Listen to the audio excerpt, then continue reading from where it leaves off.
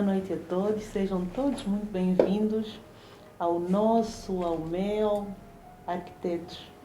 E já sabem que aqui todos os temas que têm a ver com a construção civil, urbanismo, arquitetura, interiores, todos são discutidos e conversados aqui. E como vocês já sabem, eu trago sempre convidados que entendem daquilo que falam e todos eles com muita experiência no setor. E hoje não seria um dia diferente e trago alguém com quem já tenho tido a oportunidade de partilhar momentos de trabalho e, sem dúvida, algumas qualidades neste profissional chamaram a atenção, por isso ele está cá. Porque tenho aprendido com ele, creio que também vocês aí do outro lado vão aprender hoje com ele. Que esse é o nosso grande objetivo, formar e informar. O meu convidado de hoje é o engenheiro Luís. Seja bem-vindo, engenheiro Luís. Obrigado. Muito bom. Eu agradeço teres aceito esse convite depois de tantas conversas em obra. Engenheiro, nós vamos por um primeiro ponto introdutório que eu gosto sempre. Eu prefiro não ser eu a falar sobre a vida profissional dos nossos convidados. Gosto que os nossos convidados se apresentem e respondam a uma questão que é de praxe. Por que escolheu a engenharia? Bem, escolhi a engenharia, não sei, eu acho que isso vem desde criança, não é? O brincar com as coisas, o desmontar as coisas, não é? Aquele partir para ver como é, eu acho que foi um pouco por aí. E o percurso depois foi... E como é que foi a vida de estudante, o ensino médio, a licenciatura, as formações que fez? Sim, já sempre ligado à área da engenharia, mesmo na parte do liceu, já estava ligado a esta área das eletricidades, não é? Pronto, eu sou engenheiro eletrotécnico, já para iniciar, e as minhas formações, digamos, académicas superiores, eu fiz um bacharelato primeiro mais na área de eletrónica e telecomunicações, e depois acabei por tirar a licenciatura mais na área ligada à energia, não é? Às correntes fortes, como se costuma dizer, pronto. E assim fiquei com, digamos, não especializado em algo, mas com uma abrangência em termos horizontais de todas as especialidades. Isso há quantos anos já? Passou pela... Já há uns 35 anos, talvez, que eu acabei as minhas formações, não é? Muita experiência. Sim, trabalhando sempre em vários projetos. A vida profissional? Foi estudante trabalhador? Primeiro estudou, depois é que foi trabalhar? A licenciatura já foi estudante trabalhor, já. E sempre no setor? Sempre no setor, sempre, como até hoje. Como foi essa carreira aqui? Me fala um bocadinho das correntes. Olha, as experiências foi... comecei por estagiar numa fábrica, não é? Que fazia componentes e equipamentos eletrónicos. Pronto, tive aí uma experiência ligada à parte fabril, toda a parte de ensaio, já se falava na altura já dos sistemas da qualidade, etc. Era uma fábrica de grande dimensão, que eu trabalhava com equipamentos que eram para o setor militar, portanto ainda havia um grau de exigência maior. Pronto, isso foi uma primeira... Isso em Portugal? Em Portugal, sim. Isso foi uma primeira experiência. Entretanto, comecei a trabalhar noutras áreas para ter mais disponibilidade para estudar, porque já era o estudante trabalhador. E então comecei a colaborar com um gabinete de projetos. E comecei a entrar na área dos projetos ligado às edificações, ligados a infraestruturas, portanto, paralelamente a estar a tirar a licenciatura, já estava a realizar essa nova atividade. Pronto. Do ponto de vista de projetos desafiadores que trabalhou, foi diversificado? Como é que foi? Eu trabalhei em várias áreas, nas áreas de projeto. Tive essa sorte, digamos, não é? Trabalhei cá na área de, por exemplo, fazer projetos ligados às vias públicas, às iluminações, às infraestruturas para as telecomunicações, fazer projetos para escritórios, edifícios em grande altura, de habitação também, projetos, alguns ligados mesmo à área militar, portanto, completamente diferente daquilo que nós estamos habituados e com outro tipo de regras, outro tipo de normas que são internas. Pronto, trabalhei assim em diversas áreas, não numa área só num setor, também na área hospitalar, também em hospitais, também tribunais, também fiz alguns projetos. E a relação aqui com Angola, quando é que começa? A relação aqui, Essa relação veio para ficar, né? a relação aqui com Angola foi um vai e vem, não é? De anos acumulados, não é? Digamos, a primeira experiência aqui em Angola até foi mais na área da coordenação na coordenação e execução de um projeto, não é? Vim para cá a primeira vez em 95. Em 95. Era eu ainda uma garota. Sim, foi um projeto, para mim também foi desafiante, porque era todo um projeto ligado à área de sistemas de segurança. Pronto, foi num edifício na Cidade Alta, não vale a pena estarmos aqui a particularizar, não é? Mas pronto, para mim foi muito desafiante porque tinha todo o tipo de sistemas, não é? Na altura. Mas estava a coordenar? Estava a coordenar, era como se fosse, digamos, o representante do empreiteiro-geral, não é? Trabalhando com subempreiteiros de cá. E que outros projetos foi trabalhando por aqui? Nesses vai e vem?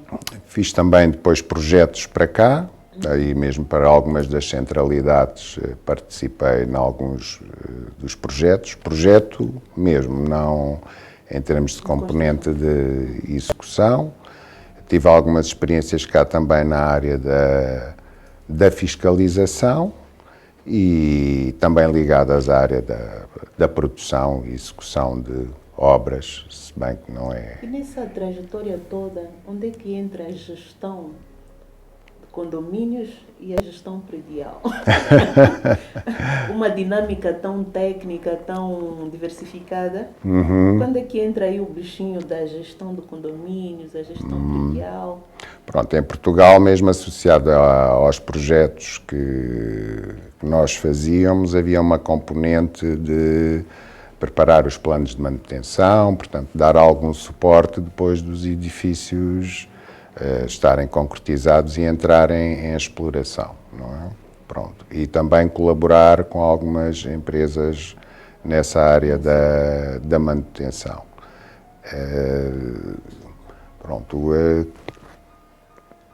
Quando é que isso começa? Pronto, quando houve um edifício que eu acabei por colaborar desde o início até ao fim. O contrato que eu tinha também era alocado só a essa tarefa e acabaram por me convidar para ficar como o chamado gestor predial, não é? O gestor predial, ou seja, mais ligado às áreas operacionais, técnicas, não é? Do edifício, porque a pessoa conhecendo o edifício, claro que isso é uma mais-valia. E tudo começou por aí. E o nosso tema vai ser mesmo dentro desta dinâmica, porque sem dúvida essa questão da gestão de condomínio, gestão predial, na nossa realidade em Angola é recente, entre aspas, né? E eu trouxe esse tema no fundo por conta da confusão que às vezes se faz entre uma coisa e outra, a gestão de condomínios e a gestão predial, né? Eu, pelo menos, aquilo que tenho visto, às vezes há aí uma certa confusão. Então, a primeira questão que eu colocaria é: este processo começa desde o projeto ou devemos pensá-lo só, quer uma coisa e outra ainda, quer a gestão de condomínio, gestão predial, já deve ser, porque eu achei interessante quando diz que foi convidado em alguns projetos que trabalhou para depois fazer essa gestão, porque trabalhou no processo todo. Ou seja, esse pensamento deve vir do início do projeto, muito antes da construção, ou depois, na sua opinião? Deve vir logo, deve começar no promotor, até, não é? Normalmente as empresas pensam em desenvolver um determinado projeto, seja habitacional, seja hoteleiro, não é? Identificam uma zona, vão fazer os estudos, etc. Até que depois entramos nos projetos, aos concursos e acabamos por fazer o edifício e ele entra em exploração. Portanto, eu direi que isto também deve fazer parte do plano de negócios, não é? Antes de se avançar até na parte do projeto, porque depois isto vai ter custos futuros, não é? Portanto, quando o promotor pensa em fazer, neste caso, vamos falar mais da habitação, não é? Quando pensa fazer um determinado edifício, vai ter que pensar, não é? Não só o valor, não é? Que aquele edifício vai ter em termos de construção, o que ele vai vender, o preço de venda dos apartamentos, mas também depois o próprio custo de exploração do edifício, não é? No caso da habitação, estaríamos a dizer que, por exemplo, já no estudo de viabilidade deveria contemplar Sim, esse pensamento? sim, sim, sim. E na nossa experiência que tem da nossa realidade, se tivéssemos de fazer aqui uma análise do nosso ponto de situação, da experiência que tem, qual é a realidade de Angola? Bom, da experiência que eu tenho ligada a essa área, eu acho que normalmente depois é que as pessoas são confrontadas com os custos que vão ter, não é? Especialmente porque é diferente, não é bem assim. Eu diria que, por exemplo, mesmo em Portugal, fazendo um pouco a analogia, quando se constroem, digamos, edifícios isolados e que são edifícios que não são em grande altura, eu acho que os promotores não pensam muito nisso, não é? Porque estamos a falar em... Desculpa, só cortar. Eu também já soltou o microfone. O próprio mesmo. O som? O som, sim. Alô? Deixa eu só ver. Mas será que desligou agora ou já? Está desligado? Sim, estava a entrar o som, mas não estava a entrar 100%. Mas agora temos que voltar? Não.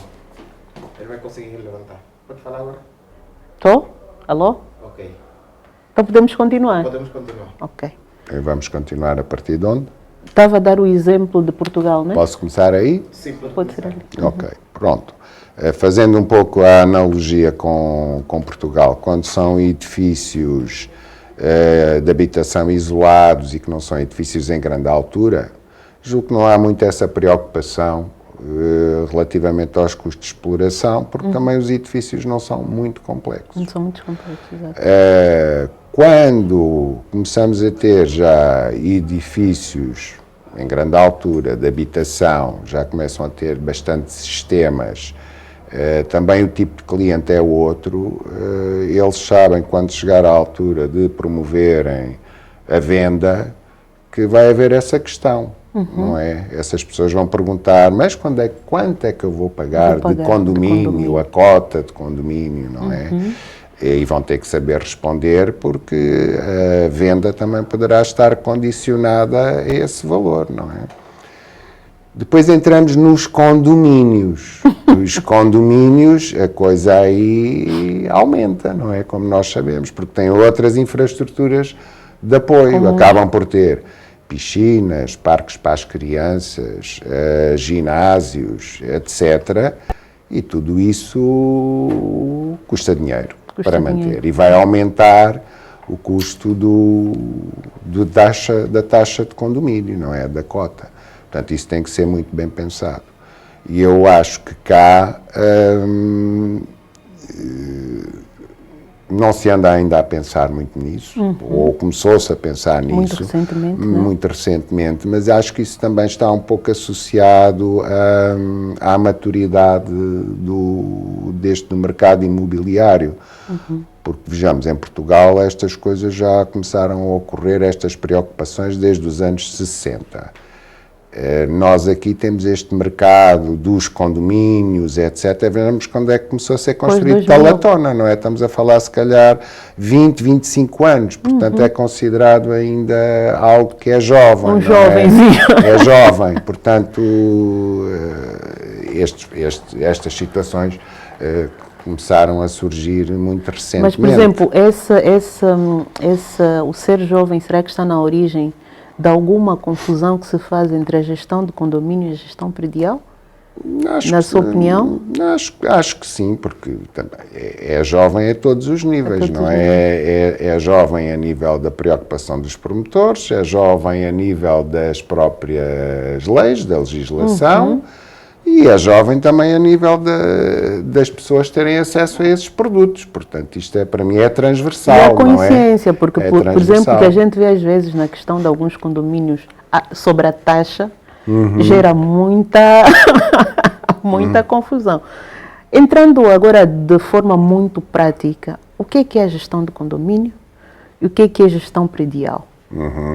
Que é para ajudarmos aqui os nossos espectadores a clarificarem estas duas questões. Isto, de uma forma muito simplificada, não é? A gestão de condomínio é uma administração coletiva de um prédio que está em propriedade horizontal, em que tem as frações, não é? E cada fração tem um proprietário, não é?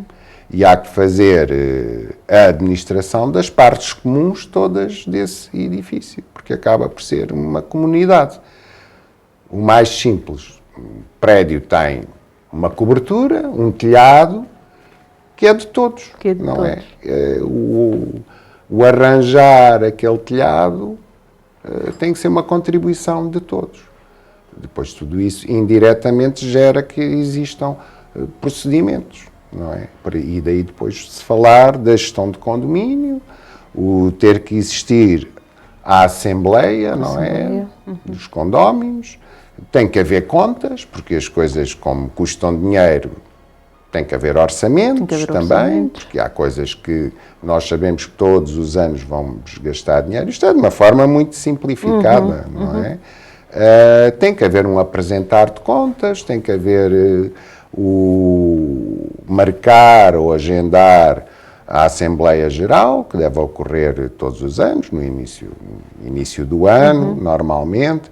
Portanto, isto é a gestão do condomínio, não é? Que é uma figura, no fundo. É uma como é que é de dizer? É jurídico-administrativa, não é? Administrativa. São tudo procedimentos em termos contabilísticos, não é? Tem que se apresentar contas à AGT, em algumas situações, portanto, é tudo esta série de procedimentos. A gestão predial já não é bem assim. A gestão predial é técnica operacional, não é? Não é? Tem uma componente técnica e uma componente operacional, que a única coisa que faz vai executar aquilo que a Assembleia de Condóminos definiu. Definiu, e a gestão predial a existir vai executar, não é? Não existindo uma gestão predial, pode ser um prestador de serviço. Não é? Portanto, são funções bastante distintas, não é? Mas, por exemplo, podemos dizer que a gestão do condomínio e a gestão predial são indissociáveis? Pode existir uma coisa e não outra, na sua opinião, por exemplo? Depende... Ou há uma subordinação? Há uma subordinação, não é? Porque, digamos, existe o administrador, a figura do administrador, não é? E esse administrador, em função do que foi determinado na Assembleia, é que manda executar. e quem executa é a gestão predial, porque a gestão predial fará o quê? A gestão predial funciona como se fosse uma área de facility management, subcontrata ou não, pode ter algumas empresas que executam os serviços, mas normalmente subcontrata alguém para, por exemplo, fazer a reparação do grupo gerador, ou subcontrata alguém para fazer a manutenção dos elevadores, digamos, faz essa gestão, faz a gestão predial, das componentes dos ativos do edifício, não é? Mas, por exemplo, olhando para a nossa realidade, nós, por exemplo, temos aí a zona de Talatona em que não são, os condomínios não são só prédios, são, por exemplo, vivendas também, né? E que, às vezes, a própria administração do condomínio é que faz essa gestão predial. É correto? Às vezes há essa confusão. Eu, por exemplo, estou no grupo do meu condomínio, muitas das vezes, determinados assuntos cobra-se mesmo o administrador do condomínio. Como é que deve ser feito este... Pois, os conflitos começam assim. As coisas Quer dizer, ele vira o culpado de tudo. As coisas devem estar separadas, não é? E isto também, pronto, depende da dimensão, mas estamos aqui a falar de condomínios, vamos falar de... Vamos dar o exemplo... infraestruturas que são grandes, não é? Por exemplo, um jardim de rosas. Sim. Que eu sei que é um condomínio que essas questões às vezes geram... Tem que ter, na minha opinião, tem que ter uma gestão predial, porque são pessoas que têm outras valências, têm valências mais técnicas e que são capazes de avaliar até quem subcontratam e fiscalizar os trabalhos que estão a ser realizados, porque o que eu vejo que muitas das vezes acontece é que o administrador do condomínio não tem todas as competências técnicas para não só avaliar se calhar os orçamentos, não é? Ou se calhar pede 2 ou 3 orçamentos, é obrigatório pedir, depois é a relação de confiança com esses subcontratados, analisar se eles estão certificados, a experiência, ver se a execução do trabalho, os próprios contratos que são feitos, não é? Portanto, eu acho que isso deve ser delegado a alguém que... A um terceiro. A um terceiro, não é? Que reúne essas valências, que tem os técnicos que suportam, que supervisionam, e aí, claro, que teremos mais sucesso em que os trabalhos sejam bem executados e com o preço justo, não é? Olhando, por exemplo, das nossas centralidades, o Quilombo, em que atualmente nós temos várias patologias até nas edificações, desde aberturas, elevadores, até pintura, degradação de pintura. Como é que deveria ser visto esse processo, desde a gestão do condomínio até a gestão predial, que no fundo é que devia cuidar desta componente prática da manutenção, no caso? Bem, tudo começa um bocadinho mais atrás, não Mais é? atrás. Para se conseguir fazer as coisas é preciso dinheiro, não é? Dinheiro. E o que se verifica, pelo menos isto não são números oficiais, não é? São sensibilidades, e existem muitos condomínios que estão constituídos de forma informal, não é? Não são, nem chegaram a estar formalizados como figura jurídica, nem o NIF têm. E tudo isto, sendo informal, também se torna difícil depois de exigir responsabilidades. Porque, de facto, se cada um dos condóminos não realizar o pagamento da taxa de condomínio, torna-se difícil fazer não só as reparações corretivas, quando existe uma avaria no elevador, é preciso fundos para fazer face a essa avaria, ou até pagar uma manutenção periódica para evitar que o equipamento se degrade e que se venham a ter despesas maiores, não é? O que é que sai mais barato? Ou o que é que sai mais caro, neste caso? Não é? É eu fazer a manutenção, por exemplo, de uma bomba d'água ao longo do ano, ou esperar até que ela avarie de vez e vou ter que comprar uma muitas nova. das vezes é o que acontece, né? O que eu vejo, por exemplo, do ponto de vista prático dos nossos condomínios, é que a gestão predial é por reação. É por reação. Estragou o elevador, então vamos... E isso aumenta muito os custos. Não só aumenta os custos, as pessoas pensam que na realidade estão a pagar menos, não é? Porque por reação só pagam quando é para fazer reparação. Mas as outras coisas também se vão avariar, vão se danificar, porque não se está a fazer a manutenção preventiva. Portanto, vai chegar a um ponto em que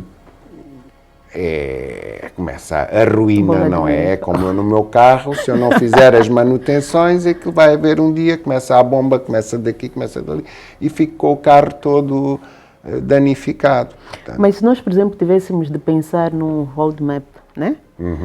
Da gestão do condomínio até a gestão predial, a bocado disso começaríamos pela questão mesmo do estudo de viabilidade. Pensar nestas questões. Como é que poderia ser uma sequência lógica, né? Que é para o nosso espectador que está ali ter minimamente noção e se calhar com nessa nossa conversa também, ajudarmos ali os nossos condomínios a terem melhor atuação de um modo geral? Bem, a sequência lógica seria, isto simplificando, não é? O promotor faz o projeto, etc.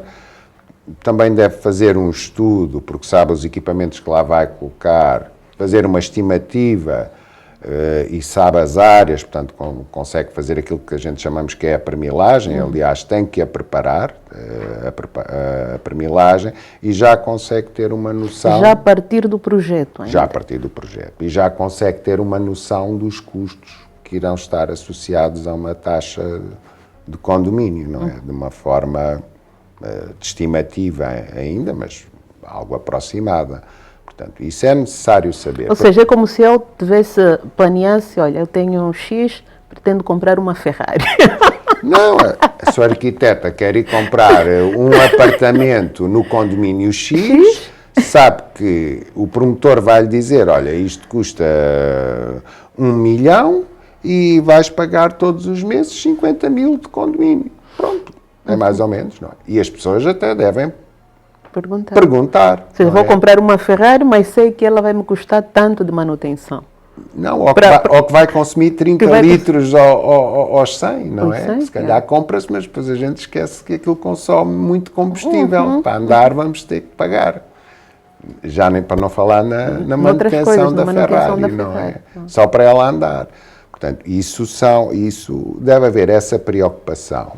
Não é só comprar, isso por parte das pessoas, não é? Não é só comprar, mas também saberem quais são os custos que vão ter para manter aquele bem. Não é só ter o sonho de ir morar no Talatona? Não. Que até pode ter o dinheiro para comprar. Claro, mas depois tem que manter. Mas depois manter. Sim. E tem que manter a pessoa se pensar, isto aqui a desviar um bocado do roadmap, vamos voltar. Mas as pessoas têm que se lembrar de uma coisa. Se não tiverem cuidado em manter as suas propriedades, elas vão desvalorizar. Elas vão desvalorizar. É como o meu carro, se eu tratar bem dele, se eu tiver as revisões todas bem feitas, tem um valor para quem vai comprar. Se o meu carro estiver com isto estragado, os pneus gastos, etc., riscado, vai ter outro valor. Vai ter outro valor. É normal. Exatamente. Isto é perfeitamente perceptível. Não é? Agora, as pessoas têm que ter isto em consciência. E hoje já se nota nas vendas que imóveis que não têm uma boa gestão de condomínio ou uma boa gestão predial, muitas das vezes as pessoas não compram ou ao comprarem atribuem um valor inferior àquele que era expectável na zona de mercado, não é? Só porque vem que aquele imóvel não está cuidado, chamemos-lhe assim. Okay. Voltando ao roadmap. Exato. Nós encontrar essa taxa de condomínio, O promotor, quando termina o edifício, tem algumas obrigações, não é? Essas obrigações são o chamado título constitutivo de propriedade horizontal, não é? Tem que ser feito, tem que haver as permilagens, ok? Isso tem que ser registado na conservatória, não é? Todas essas coisas têm que ser feitas, porque sem esses documentos não se vai nunca conseguir constituir a figura jurídica do condomínio desse imóvel. Portanto, isso é um passo que tem que ser... Fundamental não, altamente necessário. Altamente necessário, Altamente porque, necessário. porque é assim, eu acho que depois as pessoas, para comprarem os apartamentos, eu não sei, há coisas aqui que eu também não sei a 100%, não sou especialista e não sou jurista, não é nessa área, mas eu, para comprar uma fração, à partida tem que haver esse registro, não é? Portanto, isto aqui já é um passo, porque quando as pessoas, se as pessoas compram os apartamentos e este título não existe e não está registado, depois é impossível criar o condomínio. Porquê? O NIF, que é o que vai identificar o condomínio como pessoa jurídica e perante a AGT, etc. Para fazer isso é preciso este documento, para pedirmos o NIF. Sem termos esse documento, não conseguimos pedir NIF. Sem termos NIF, não conseguimos abrir a conta bancária do condomínio. Sem ter a conta bancária também não se consegue fazer contribuição. Portanto, é assim, pergunto eu, não é? Se os condomínios estão constituídos, mas de forma informal e sempre no âmbito de gestão transitória, porque isso é possível, não é? Fazer esse tipo de gestão transitória, mas essa gestão transitória não é ad eterno, devia ter um limite, não é? Eu não percebo, por exemplo, esses valores vão para a conta de quem? De quem? Se o condomínio não existe. Não existe, não é? Se calhar junta-se uma pessoa da administração, outra do Conselho Fiscal, outra não sei o quê, e abrem os três em conjunto uma conta e chamarão àquilo a conta do condomínio. Qual é o perigo de não se cumprir essas... Eu acho que o perigo tem a ver com... Eu acho que um dos problemas é a confiança. Esse é o perigo. Tudo começa na confiança, não é? Se eu, como condómino, não sei onde é que está o meu dinheiro, não tenho uma forma de fiscalizar, transparente de ver, não é? Se as contas não me são apresentadas direitas, se eu não sei quem é que está a fazer os trabalhos no meu prédio, se eu não tenho acesso a relatórios, não é? E muitas das vezes é assim, o administrador administra, mas presta poucas contas ou dá pouca informação, ou seja, não há comunicação entre o administrador e o próprio condómino. Eu também acredito que haja condóminos que não querem também... Especialmente quem não paga, Quem não é? não Quem não paga não quer sequer ver o administrador. Mas eu acho que todas estas coisas cruzadas é que fazem com que a confiança diminua. Mas uma das coisas que eu acredito, né, que pode existir também, uma das falhas, né, é estruturar bem os custos do condomínio. Porque o que é que eu vejo, às vezes acontece, já tive no condomínio onde eu moro, surgiu um problema e aí faz novas contas porque cada um tem que contribuir mais X. Sim. Bom, há uma coisa que existe, quer dizer, já é bom se todos pagarem, Se todos pagarem. Mas também há uma coisa que em termos e é de lei, que é o fundo de reserva, que é 10% sobre a taxa de condomínio, digamos. É uma poupança que nós temos ali ao lado, que é precisamente para ser usada em situações imprevistas, não é? Isso está devidamente acautelado, para não haver essas cotas suplementares, não é? Eu tenho tantas questões porque também estou a aprender, né? E há mais, Aprender a uma sempre. questão que ultrapassa isto tudo, não é? Porque as taxas de condomínio têm que estar a ser atualizadas todos os anos. Nós sabemos a realidade do país onde nós vivemos. A desvalorização e a própria taxa de inflação faz com que, se eu este ano pagava 100 mil para fazer a manutenção de um gerador, ou custava uma determinada peça 100 mil, eu sei que para o ano o preço vai ser completamente diferente. E eu também acho que, em algumas situações, não têm sido feitos os devidos ajustes. E também acho que esta situação que houve do Covid também fez com que houvesse aqui houve aqui algum período em que não houve reuniões. Portanto, alguns prédios neste momento acho que estão a sofrer, pelo que eu sei, alguma experiência que tenho, estão a sofrer um pouco porque a falha dessas atualizações durante 2 anos, porque não houve as reuniões, não havia a possibilidade de fazer, houve um acumular de problemas. Essa componente prática que eu gostaria agora que nós também falássemos, que é esta gestão do condomínio é constituída por que órgãos, né? Porque às vezes dá uma sensação que as pessoas imputam tudo ao administrador, a uma ou duas pessoas. Mas quais são os órgãos que constituem essa gestão do condomínio, a administração do condomínio, né?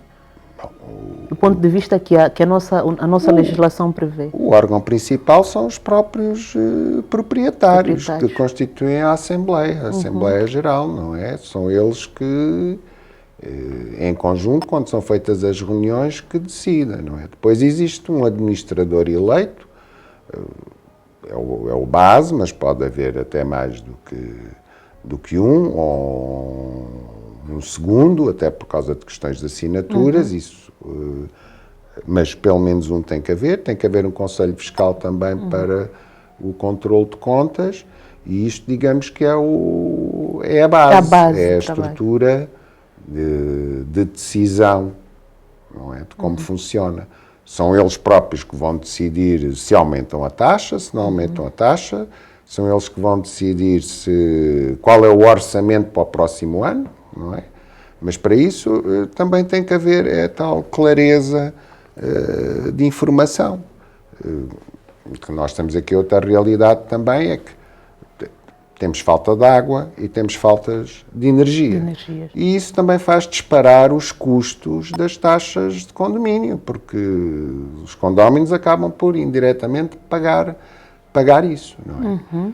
Ora, se eu vejo que neste ano consumi X litros de gasóleo, consumi X litros de água, não é? Eu tenho que fazer uma previsão que para o ano irei consumir isso também, ou gastar isso, porque se calhar os problemas, isto não foi resolvido, ou sei que aquele problema que causa isto ainda vai demorar tempo a ser ultrapassado, e esse valor vai ter que entrar em orçamento. E vai ter que ser dividido por todos, porque senão há as chamadas cotas extraordinárias, não é? É a meio do ano, o administrador diz assim, já não há dinheiro. O condomínio está falido. Solução, não é? Ou ficamos sem elevadores, ou os geradores quando faltar... Mas é aí onde eu queria que aflorássemos mais, porque é recorrente nos nossos condomínios haver um problema e não se conseguir resolver sem recorrer a um valor extra dos condôminos. Como é que deve ser feito um bom plano de custos do condomínio? Como é que ele deve ser minimamente estruturado de forma que a cota, né, consiga suprir as necessidades, mas aqueles 10%, sem que eu amanhã não encontre ali uma mensagem no grupo do condomínio, cada um tem que contribuir mais 100 mil kwanzas. Às vezes existem determinado tipo de avarias que são extremamente caras e que não se consegue mesmo prever, não é? Porque senão eu também estou a pedir um aumento de taxa para suprir tudo aquilo que possa vir a acontecer, não é? Portanto, eu admito que em casos excepcionais isso possa acontecer. Agora, fazer um orçamento previsional é algo que é normal. Agora, é assim, e o que eu verifico às vezes é que as cotas extraordinárias surgem porque se chega à conclusão que 40% não pagou a cota. Não pagou a cota. E então esses 60% que pagam vão fazer um pagamento extra para que se consiga arranjar, por exemplo, o elevador, que teve uma avaria grave, mas que ao fim e ao cabo é um bem que vai servir todos. E é aqui que depois também começam os conflitos, não é? Que o administrador também acaba por ser um gestor de conflitos, não é? Porque é aquele que pagou que se sente lesado, é aquele que não paga, que acha que não pagou porque o serviço não está a ser bom e então não paga, mas depois acaba por usar o elevador. Aquele que não paga porque acha que não tem mesmo que pagar. Mas há aquele que não paga porque acha que, como não vive lá, só lá tem o apartamento, não tem que pagar, porque não usa o elevador, não tem que pagar. Mas as pessoas esquecem-se que não é assim, porque nós pagamos para que as coisas existam e estejam funcionais quando eu as quiser utilizar. Porque o que é que vai acontecer? Para as pessoas que pensam dessa forma, vamos imaginar que era um edifício que tinha sido todo vendido, um edifício grande, com todos os sistemas, geradores, elevadores, sistemas de extinção, de segurança, tudo, mas todos decidiram não viver lá. E como não vivem lá, não precisam pagar a taxa de condomínio. Pergunto eu, o que é que vai acontecer quando um deles, ou metade, daqui a 2 anos, decidirem ir habitar o edifício? Como é que estarão aqueles grupos geradores, aqueles elevadores? De certeza, quando chegarem lá e carregarem no botão, aquilo não vai funcionar. Portanto, a taxa que as pessoas pagam, independentemente de viverem lá ou não, encarem isso como o pagar uma taxa de disponibilidade. Para que as coisas estejam, quando chegarem lá, que a recepção esteja limpa, que o elevador esteja a funcionar, etc. Que hajam luzes no hall onde a pessoa vive. Portanto, é para isso que serve a taxa de condomínio, independentemente de eu viver ou não. Porque a taxa, só para concluir, o condomínio gera as partes comuns. As partes comuns. Eu posso não usar a minha casa, mas as partes comuns são de todos. A minha casa querer ter a luz desligada é uma opção minha, para não pagar extras, etc., ou da água, isso é uma opção minha. Agora, da minha porta para as partes comuns, não, é uma obrigação que existe. Agora, voltando aqui à gestão predial. Por vezes há necessidade de terciarizar esse serviço da gestão predial. Sim. Quais são os erros que mais encontra na nossa realidade neste processo de terciarizar a gestão predial? E como é que esses erros podem ser mitigados? Ou a melhor forma de o fazer? Porque hoje no mercado já vão surgindo empresas com vocação para a gestão de condomínio, como para a gestão predial. Como é que esse processo, que erros existem e como é que ele devia ser feito de forma a minimizar esses erros? Bem, depende daquilo que a gente possa chamar que tipo de erros, não é? É porque as pessoas não têm as competências para fazer, não cumprem. É isso que eu também não sei, quais são os tipos de erros.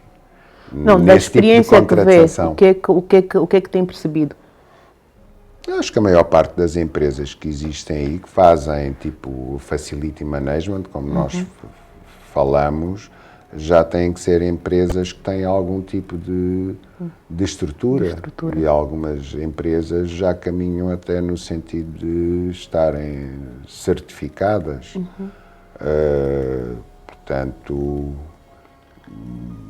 até acho que o nosso mercado já começa a ter bastantes empresas que atuam nessa área. Agora, a administração, a gestão do condomínio tem que ter um contacto direto e avaliar também o tipo de serviços e a forma como essas empresas estão a desempenhar o seu papel, não é? Mas é procurar, ver as referências, ver a capacitação técnica que essas empresas têm. Será que, por exemplo, contratar uma empresa que faça esse tipo de serviços minimiza, por exemplo, problemas que se tem às vezes de ter a gestão do condomínio a fazer esse tipo de serviço? Minimiza. As pessoas às vezes pensam que vão pagar mais caro por causa disso. E é verdade, no imediato é um custo. É um custo. Não é? Eu estou a pagar um custo para que alguém faça a gestão, não é, do meu património, dos meus ativos, não é?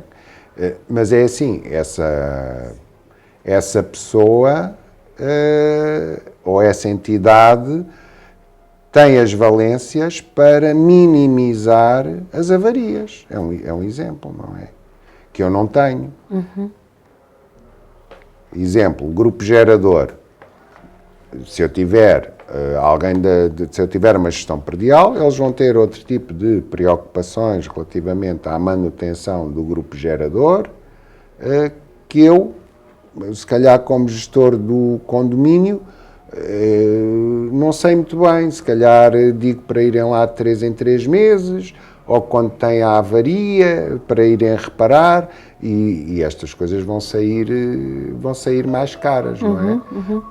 A gestão predial justifica-se quando também o edifício tem alguma complexidade, não é? Por isso, ou num condomínio, aí sim, porque são muitos sistemas, tem que haver os planeamentos das manutenções, tem que haver um calendário, há diversas tarefas a ser feitas, têm que ser fiscalizadas, tem que dar aso a relatórios, e pronto, digamos, tudo isto já é uma área, como eu disse, técnica, operacional, que já não é bem a área da gestão de condomínio. Eles têm que se preocupar, verificar se o que estão a pagar está dentro do orçamento, verificar a questão das faturações que estão a fazer, etc. Se poderão surgir trabalhos a mais, identificar. Portanto, mais uma gestão financeira.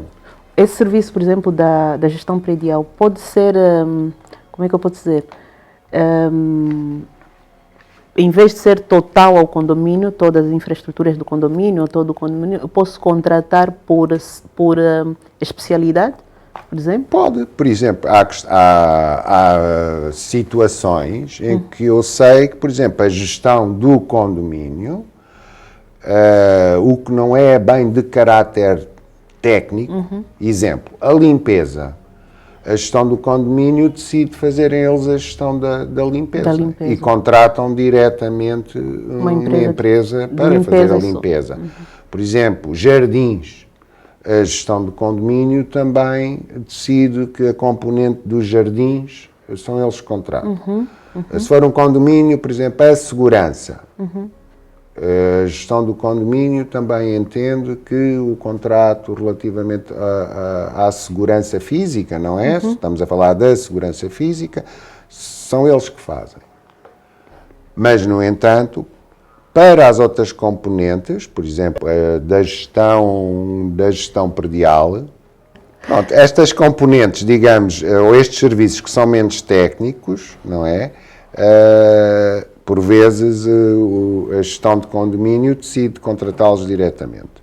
Agora, todas as outras componentes, o condomínio tem, às vezes tem 2, 3 grupos geradores, tem uma rede de incêndios no próprio condomínio, onde tem bombas, tem piscina, tem as eletricidades, tem sistemas de ar-condicionado, tem todas essas componentes. Normalmente é a gestão predial que fica com essa função e então, sim, a gestão predial subcontrata todos esses prestadores de serviços, mais dentro da área técnica. Questão preocupante, prestação de contas, transparências e fiscalidade. Fiscalidade, sim, fiscalização. Como é que esse processo deve ser? E isso é um dos grandes conflitos na gestão do condomínio, a questão, falou da confiança, mas a questão da prestação de contas, a questão da transparência e a questão da fiscalização desses processos todos. como é que esse processo todo deve ser feito? Às vezes há em que se pede para quero saber, quero o relatório de contas do condomínio. E surgem assim, papéis, tudo. Como é que esse processo deve ser feito? Pronto. Esse processo é sempre na reunião, não é? Na reunião anual que tem que fazer a apresentação de contas, não é? E essa apresentação de contas tem que estar enquadrada também dentro daquilo que foi decidido ser feito na última Assembleia. Podem-se decidir também fazer determinadas melhorias, etc. Portanto, e tudo isso tem que ser analisado. Aí voltamos à gestão predial, não é? É porque a gestão predial há determinados tipos como os contratos já prevêem a execução de uma série de serviços. Não é? Portanto, a pessoa não vai pagar mais por isso. Vão surgir serviços pontuais, chamadas as manutenções corretivas, que normalmente não estão previstas, são extracontratuais, mas são orçamentos que são analisados e são avarias que estão perfeitamente identificadas, não é? Isso é o que acontece às vezes nos condomínios que não têm este tipo de gestão. São tantas as pequenas faturas que eu acho que as coisas acabam por se perder nas contas.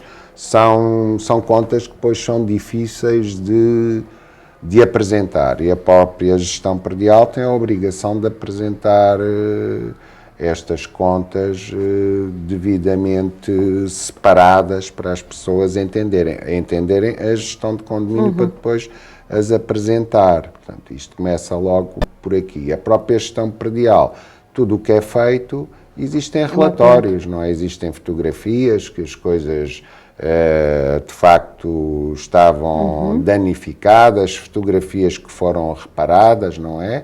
Tudo isso, e existe um orçamento e vai existir uma fatura, vai existir com certeza também o comprovativo de pagamento. Portanto, há uma forma de o condómino fazer o percurso de A a Z e ver como as coisas correram, não é? Em vez de ser o diálogo, a conversa, não, está aqui. Pode verificar. E isto aumenta a satisfação. E nota-se que, de facto, onde existe este tipo de confiança, transparência e que as contas são claras, nesses condomínios a taxa de cumpridores ultrapassa os 90%. Quando isso não existe, a taxa de pagadores anda na ordem dos 40%. Portanto, existe esta pequena diferença. Achamos que vamos pagar mais. Não vamos pagar mais porque também vamos poupar. Porque a gente esquece dos custos que vamos ter. Quanto é que vai custar se o elevador não tiver manutenção periódica? Quanto é que vai custar a reparação do grupo gerador? Se não tiver, vai custar milhões, não é? E, entretanto, o fazer a manutenção, se calhar, custava umas centenas. Porque mais cedo ou mais tarde, eu vou acabar por pagar. A bomba d'água, se eu não fizer manutenção, exemplo mais simples, a bomba d'água, se eu não fizer a manutenção à bomba, ela vai ter uma avaria grave e eu vou ter que comprar uma nova. Portanto, eu vou acabar por pagar. Vou pagar mais tarde, não é? Mas vou pagar. E vai custar mais. Enfim, estamos a chegar aqui ao final do nosso programa, né? Muito bem. Como vê, passa rápido. É verdade. Passa muito rápido. Passa muito rápido, sim, senhora. Mas eu queria que deixasse aqui um conjunto de boas práticas nesta questão da gestão de condomínio e a gestão predial, para que possamos efetivamente também ajudar aqui os nossos espectadores, desde aqueles que vivem, por exemplo, nas centralidades, até aos condomínios mais complexos, que boas práticas as pessoas podem começar a interiorizar. Bem, isto fazendo aqui um resumo, porque isto são tantas coisas, mas acho que essencialmente para fazer face a tudo o que nós aqui falamos é o planeamento, é criar um plano. Se nós não temos um condomínio que já seja figura jurídica, que esteja em conformidade e que ainda funciona de uma forma informal, procurarmos planear de forma a que ele passe a ser figura jurídica e a gente possa seguir todos estes trâmites que estivemos a falar até agora. Para os condomínios que não têm a gestão predial, o planeamento também se aplica, que é fazer, por exemplo, o planeamento da manutenção da bomba de água que lá tem, por exemplo, do gerador, 2 sistemas simples que normalmente existem, não é? E contratar alguém para de X em X meses ir verificar uma entidade, uma empresa que seja competência. Mais uma vez, é planeamento. E não o que se verifica, que é atuarmos por reação, o que já falámos ainda há bocado. E custa 2 sempre mais, são despesas não planificadas. Não, chega a custar, em média, quando nós não temos, os estudos apontam que quando nós não temos manutenção preventiva, ou seja, a gente não se preocupa em gastar dinheiro para manter os nossos ativos, os nossos equipamentos, feitas as contas depois, porque vamos ter avarias, isso vai-nos custar 4 a 5 vezes mais. 4 a 5 vezes mais. Mas pronto, a memória normalmente é curta. A gente pagou uma bomba há 3 anos e pronto, ela durou muito e então agora vamos pagar uma nova bomba. Mas se nós formos diluir o que ela custou por estes meses todos e quanto é que custava um contrato de manutenção e quanto é que nos vai custar a nova bomba, vamos verificar que os custos, se calhar, andarão dentro desta ordem, não é? Gastámos 4 vezes, 5 vezes mais do que aquilo que deveríamos gastar. E aqui mesmo já a fechar, agora lembrei-me de uma questão que também não é menos importante, que é a capacitação de profissionais habilitados para a gestão predial. Né? O que é que lhe ocorre sobre esse aspecto, a capacitação?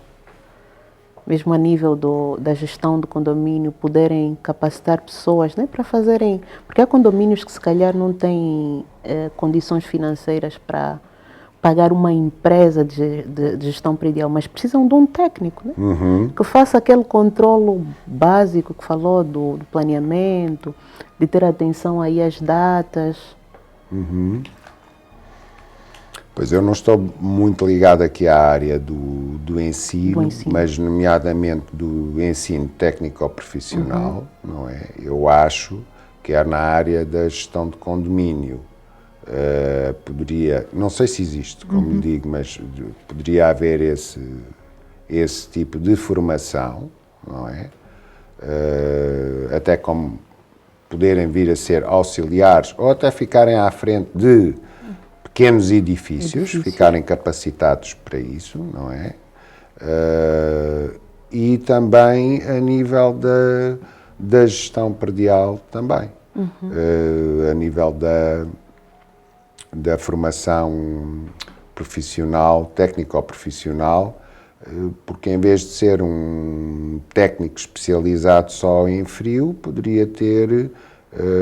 aprender um pouco de todas as valências, de energia, etc., não sei o que mais, com o objetivo de estar capacitado para ser um supervisor, não é? Dentro da área da gestão predial. Mas, como lhe digo, eu não sei se mas isso existe ou não sou da área do... Não deixamos aqui o alerta, né? Se calhar pode ser uma oportunidade até de negócio de empresas ou centros de formações, porque o facto é que nós precisamos de cuidar das nossas cidades. Uma oportunidade de negócio é de certeza. E de aumentar a empregabilidade dos jovens. Os números apontam que só 20% é que estarão constituídos como condomínios como figura jurídica, não é?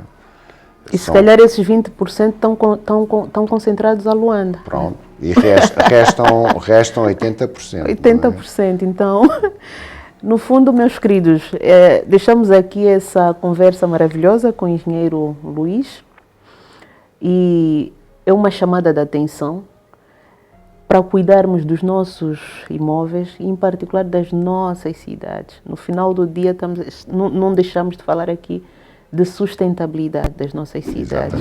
Tá?